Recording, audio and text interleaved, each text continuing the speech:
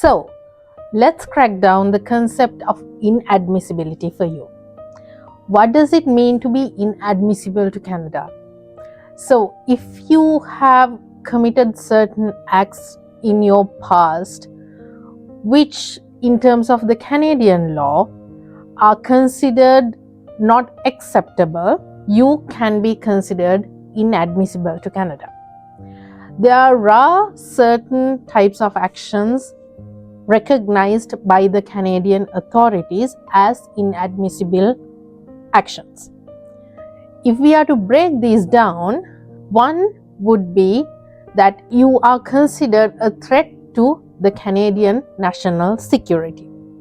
If you have committed human rights violations or international rights violations, then also you can be considered as inadmissible to Canada. Also, if you have been involved in organized crimes like drug trafficking, human trafficking, then also you will be inadmissible to Canada.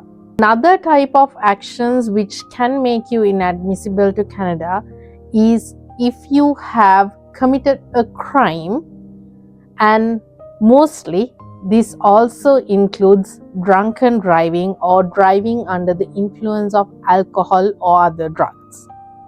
Especially when it comes to most the Asian countries, drunken driving is not considered as a very serious offense unless, of course, you meet with an accident or something.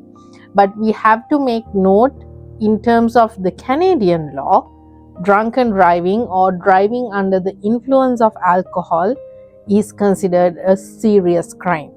So you have to watch out. If you have any allegations or accusations of drunken driving in your past, you have to be careful when you are submitting a visa application to Canada. Then again, if you have no capacity to financially support yourself or the family members who are already with you in Canada or who are applying with you to come to Canada, then also you can fall under the category of inadmissible candidates to Canada.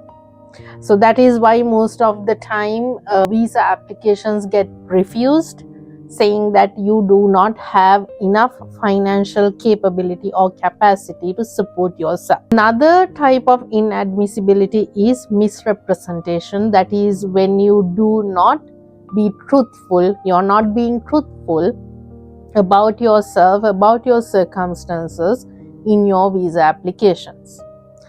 Also, there is medical inadmissibility. There are certain misconceptions about medical inadmissibility in terms of Canadian immigration, but for you all to understand it in simple terms, what medical admissibility means is if you suppose you are suffering from a disease which would take a toll on the Canadian healthcare system. There's a provision for every person who's living in Canada. The government would support you up until a certain extent of certain amount of money to support your healthcare bills.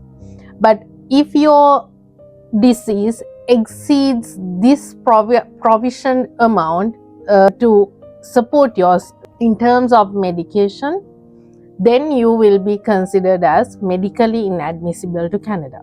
The other most common inadmissibility ground is that you fail to comply with any of the provisions of the Immigration and Refugees Protection Act of Canada, which is the main act which governs immigration within Canada.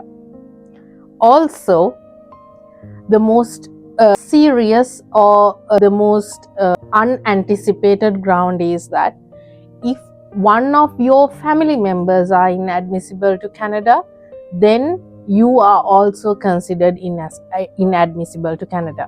So you have to make sure when you are applying for Canadian visas or when you are submitting any type of visa application to Canada, that none of your family members are also inadmissible to Canada.